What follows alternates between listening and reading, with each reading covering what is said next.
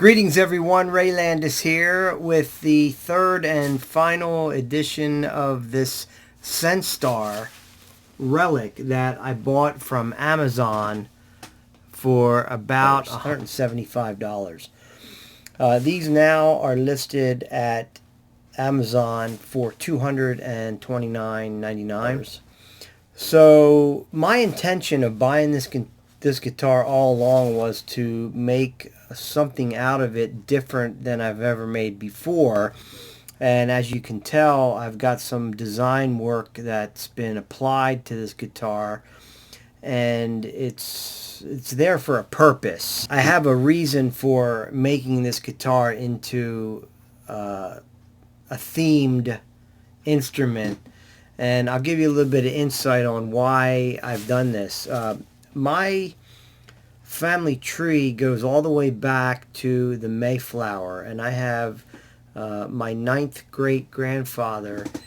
His name is Peregrine White. He was the first male child born to the colony there. He was actually born on the ship in Provincetown Harbor, and that was in 1620.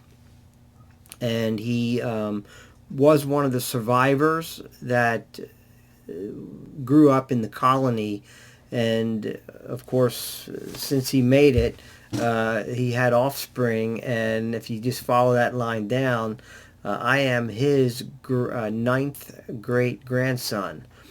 So Peregrine White, and I've joined a society called the Mayflower Society, and I went to one of their meetings and I donated a different guitar that I did a video on before. It was called Seafoam, and I did a couple of videos on that. It was a Squire Bullet that I kind of maxed out.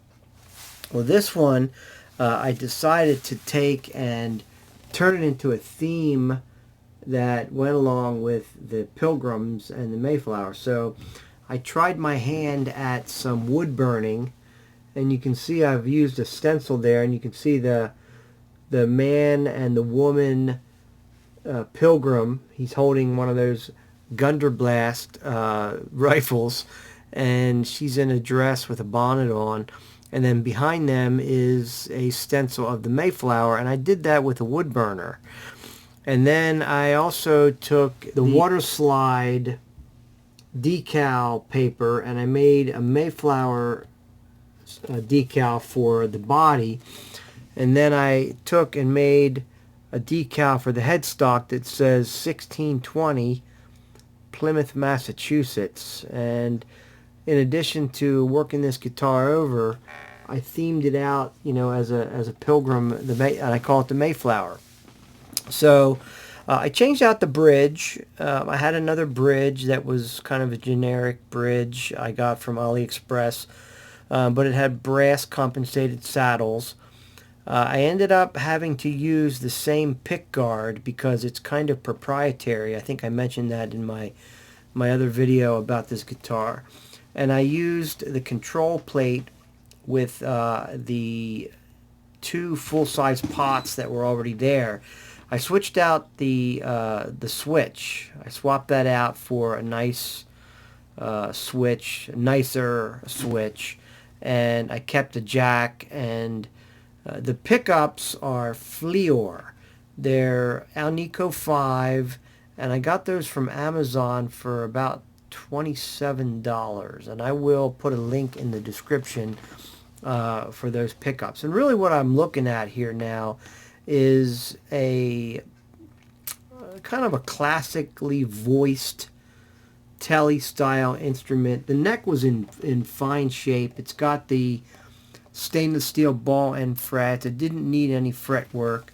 It only had 1 string tree. I took off that kind of weird string tree that they had, and I added 2 of the standard ones that came on some of the older model guitars, and they work fine.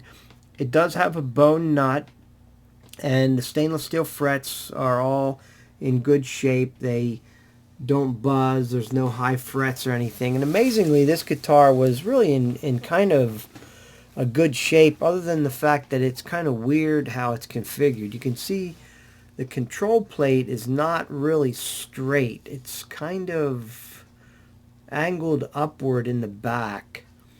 And the way that the pick guard is fit into it, it's, I would say, proprietary, because you can't really change out the pick guard. So on the inside of this guitar, I probably should have shielded it, because these pickups are just a little bit noisy because of the AC hum. But you do have hum cancel in the center position when you have both pickups together. It sounds really good overall. I'm going to play a few little mini sound clips to let you kind of hear what it sounds like.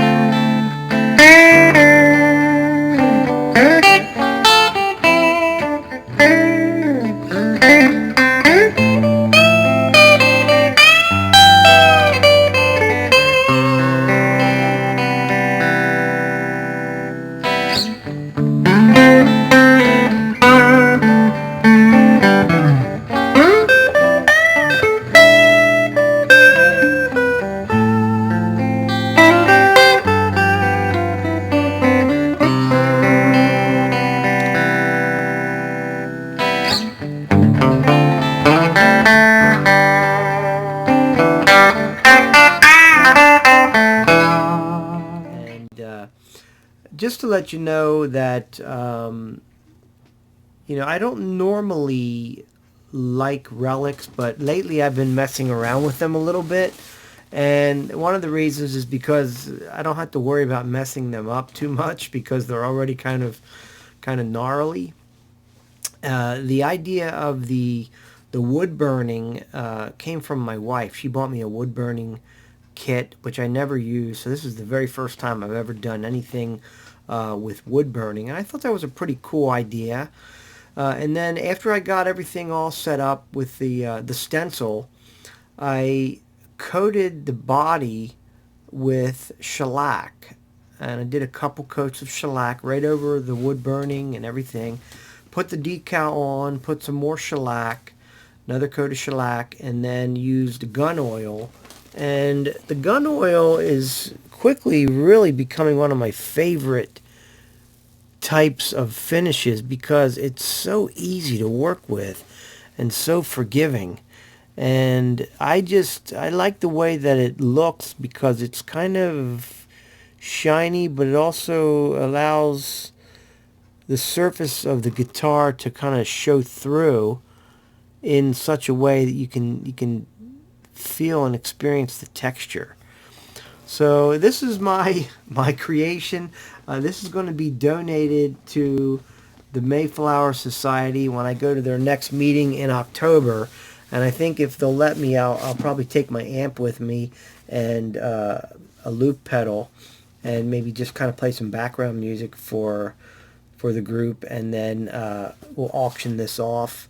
Hopefully they'll get a couple $100 for it at least, and that'll go towards, they have a scholarship fund that they put out, and that's, I think, that's the cause that it will go toward. But it was kind of fun. I learned some new things, and it does sound pretty decent. Other than the fact maybe I should have shielded the inside of the body cavity. Maybe I'll open it up and do that. Maybe get a little less AC hum out of the first and third positions. But yeah, it's a pretty cool project. I had fun with it, and so if you've gained anything from this or just enjoyed the journey that I've been on, I ask that you give me a thumbs up, subscribe to the channel, share and comment, and I'll see you next time for the next guitar adventure. Take care.